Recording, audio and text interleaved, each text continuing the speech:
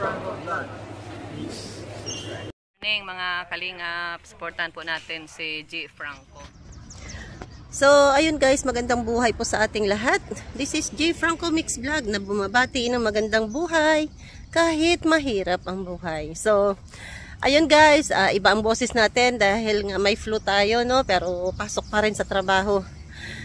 Alam nyo ba guys, na yung online OFW loan ay talagang scam.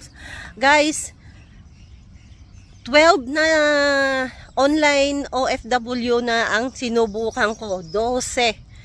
Iba't ibang klase. Isa ang style.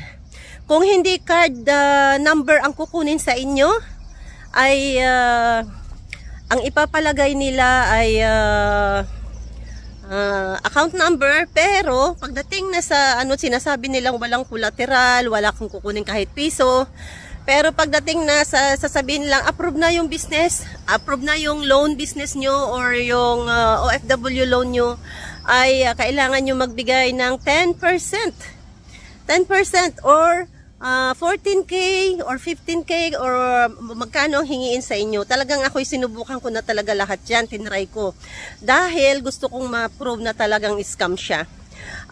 Ang ginagamit ko po ay ang aking lumang ID, pero hindi pa expired. Pero may panibago ng ID ako doon sa ginagamit ko. Ayun guys, shout out kay Ka-Alvin Albs ng Dubai. Sinusubaybayan po natin. Talagang scam po talaga ang OFW online. Kaya wag na wag po kayong magpapaloko. Yung kaibigan kong isa ay naloko. Pero ayun, 3,000 dirham ang nakuha sa kanya. So lesson learned. Kaya mag-iingat po tayo. Talaga pong tama. Walang legit sa mga OFW online loan. At pinagbabayad muna siya ng 20,000 pesos as 20% ng 200,000 pesos na niloan niya bago ma-release yung pera. Pero after daw niya ma-send yung 20,000 pesos na hinihingi, ay hindi na niya mahagilap yung niloanan niya at block na siya. Pati yung member sa loob ng GC.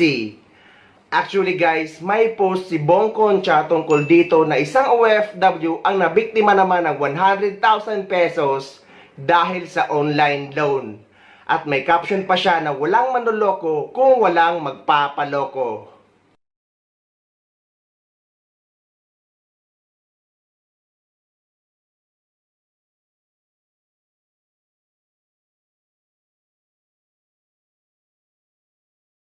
At hindi lang sila nag-iisa guys, marami silang OFW na nagrereklamo na pare-pareho ang kwento at pare-pareho ang modus na ginawa sa kanila.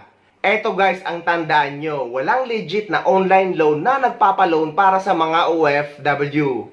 At isa sa mga red flag ay kapag hinihingan kayo ng advance na bayad as processing fee o kaya naman ay advance na hulog. Eto guys, panoorin nyo rin ang isang video ng kababayan nating OFW na nabiktima rin ng parehong estilo. Ang overseas Filipino worker sa Hong Kong na si Vina, hindi niya tunay na pangalan, isa sa mga Pilipinong nagoyo na nakita niyang lending company online.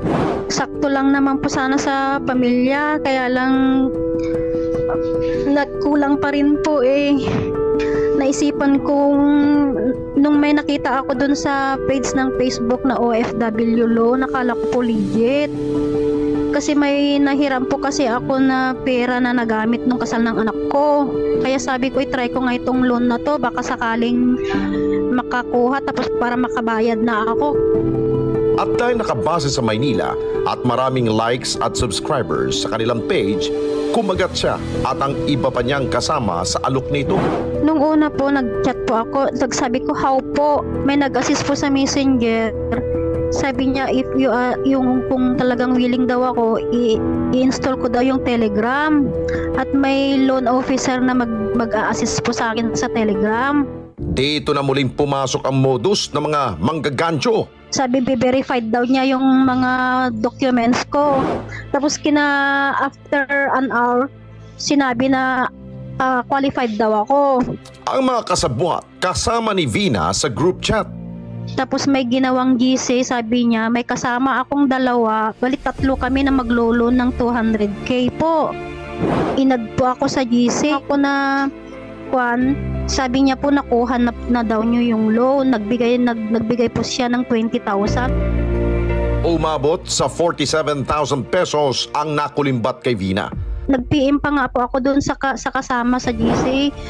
Ako ay, kuya, totoo ba yan? Oo, sabi niya, legit, nakuha ko na, sabi. Kaya, nagguna po ako doon sa GC na magsesend. Tapos, nung naisend ko na po yung pera na 20, after 5 minutes, ay, sorry, wrong account, hindi ma-transfer sa account mo yung pera.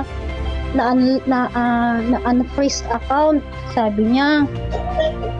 Hindi ma-transfer itong account mo pag hindi ka magbigay ng another 27k thousand. Ako naman po, nanginginig na po ako kasi naibigay ko na po yung 20,000. Sabi niya, makukuha ba talaga yan pag naibigay ko ulit itong unfreeze account?